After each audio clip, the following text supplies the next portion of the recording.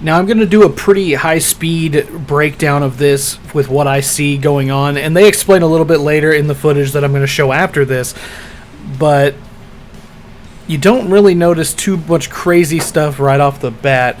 But what you do see is a lot more water play, a lot more vehicles that are just better looking, mechanics behind that. Like the water combat itself is even crazier. I think that when they put water involved, they're going to put another dynamic, and they talk about it later where there's like water combat, there's rooftop combat, you can hang on walls and shit. Like there's a lot of stuff that comes from the new Call of Duty that I'm super excited about. Like even the dive comes back, as you can tell right there. You get to dive now again, and you can still slide, so it's either or. That and the new game mode that's coming out, the hostage rescue game mode, the new gadgets. It just looks really fluid. I don't know, and I think this will be my new favorite game mode here with the hostage and whatnot. But let's go ahead and get to the part where we talk with the actual creators and what they're talking about on what they're doing differently to make all of this feel so new and alive. Aquatic combat. Steph loves to swim. Joe, can we go into some details about our water-based adventures in MW2? Yeah, I mean, last game we really wanted to add water, and we knew we didn't have time, right? So in Verdansk, we froze the rivers and we made the outskirts just to kill trigger. In this game, as soon as we started Modern Warfare 2, we leaned into water, both visually, beautiful caustics, there's waves with white caps, but we also, the gameplay side, there's unique ballistics underwater. You only can use certain weapons underwater. Your pistol is your weapon underwater, otherwise you can't use your primary weapons.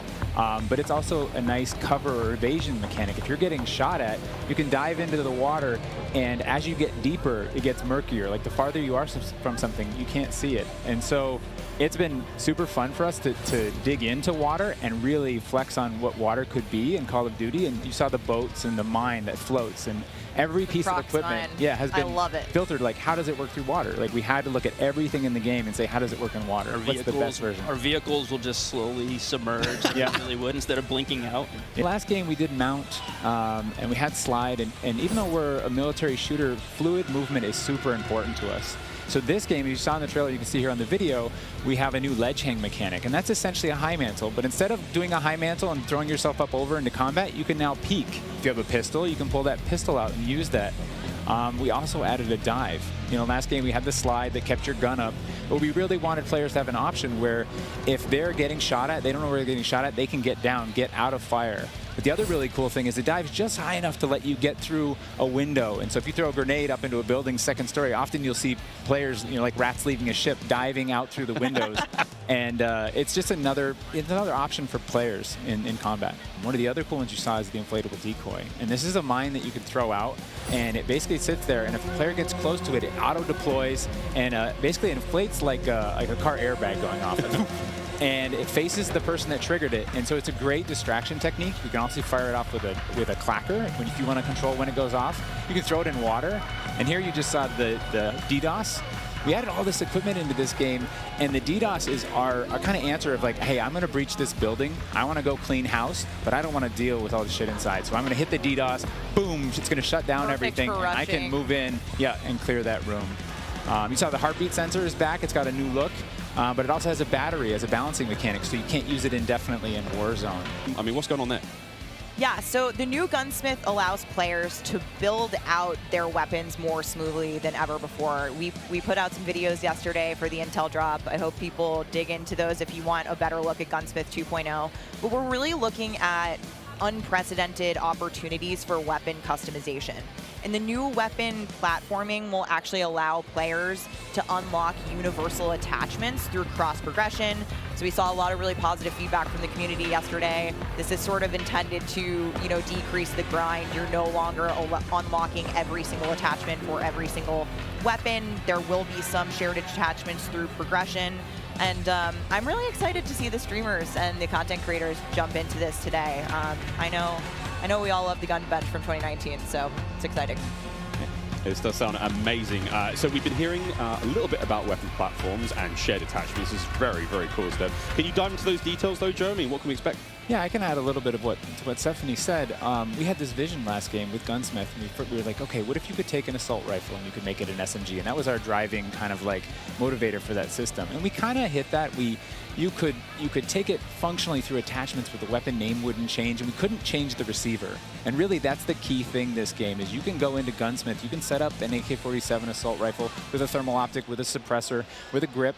And then you can say, you know what, I want to change up the playstyle of this gun. You can swap out the receiver to the AK-74U, make it an SMG, but you can keep that optic, that suppressor, that grip, they all come with. And to what Stephanie said, we have shared attachments within these platforms. We have branching progression. You unlock those guns by playing with other guns.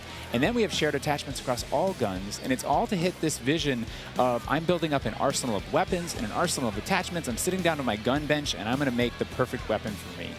I think maybe the simplest way to think about it is a gun tree, and each time you hit a branch, that's a receiver, and they grow out of that. Yeah. Yeah, and that's, we wanted to ground that in reality. Functionally, a receiver, is based in that, changing the weapon type, and I think it provides a really seamless experience for players looking to build out the perfect weapon for a multitude of play styles. So you're going to be able to jump into that platform and customize however you want for, situational combat. And you're actually going to see the FJX Cinder weapon vault in action today, which is the entirely unlocked Platform 1, the M4, the Mic 4. And the weapon vault maintains its aesthetic properties across all corresponding attachments. So we've heard you talk about the Frankenprint. This is our answer. It's an extremely rare. This is a huge, project for our teams to design these, but it is the ultimate weapon blueprint. And even better, you can unlock the entire Cinder weapon vault with the Vault Edition of Modern Warfare 2. Fishing town in the south coast of our big map, and we picked this because it has such a great mix of gameplay. It's right on a harbor, so we get to show off all our boats and our new amphibious APC, and swimming, as we've already said. But what you get inside the town is this really intense urban combat with all these tight little alleyways and all this great rooftop combat. And mixed with our ledge hang, you get these really cool parkour combat action happening. Yeah, I love how you describe the rooftops there on this map specifically as like a separate ecosystem. You can kind of migrate that entire vertical. You can go up there and just hang out and fight other snipers. Yeah, so we also have 2 new 6v6 modes that you're going to be seeing here played today, and they will be in beta in Prisoner Rescue and Knockout. Prisoner Rescue. Okay, let's go into Prisoner Rescue first, Joe. So Prisoner Rescue is an attack and defend mode. It's a round-based mode. The defenders have 2 prisoners. They're kind of spread out, and they need to keep hold of them. The goal of the attackers is to get to those prisoners, pick them up, and carry them to exfil. When you pick them up, you enter what's called a wounded carry, where they're up on your shoulders and you can't use your primary weapons. Instead, you have to use a pistol if you brought it, or you're just stuck with fists. But the way that we give the attackers an advantage once they grab that prisoner is they get a radar sweep for their team, so they can call out where the defenders are. And the objective icon over the prisoner goes away as soon as they scoop them up. So now the defenders have to basically rotate back to the exfil and set up defensive positions. And it's this heart-pounding, adrenaline-pushing like mode once you grab that prisoner and try and get them out. Yeah, that hero run to the exfil is definitely big S&D energy in this mode, which resonates with me in my time in esports. So this is my personal favorite of the new ones, and also sort of the strategic revives that happen. There is a revive mechanic, and so you are able to pick up your teammates, and I've seen some pretty wild comebacks in our playtest so far. It was a lot of fun. We got to play a tiny bit yesterday. It was amazing. Incredibly fun, and I know the community is going to love diving into it over the next week. Okay, I can hardly believe that there's actually a lot more content to get through, but there's one more thing I have to bring up. I have the honor of officially announcing that third-person view is finally coming to Modern Warfare 2. What are the details behind this one? We got a little teaser of it on stage from Patro, but what are the details? Yeah, you saw a little hint of it in the trailer, too. It's been a pet project for us, right? We've always wanted to do third-person, and all while we're working on all this other stuff, we've been kind of lifting up and doing third person in each mode. And the cool thing is that it's a modifier on our game, right? We can just turn on third person. In the beta, we're playing it in Hardpoint, but we want to try it post-launch in S&D. We want to try it in VR. And we have You know, camera work. The camera collision's been reworked. It handles tight spaces. There's a water camera. There's an interior camera. You can feel the weapon shake when you're firing with it. And it's just, we've put a lot of work into it, and we're excited for people to give it a try. Incredible. I can't wait to see what third-person COD feels like in 2022. Sexy skins and everything. This is a lot of information, Steph. Like, there's a ton here.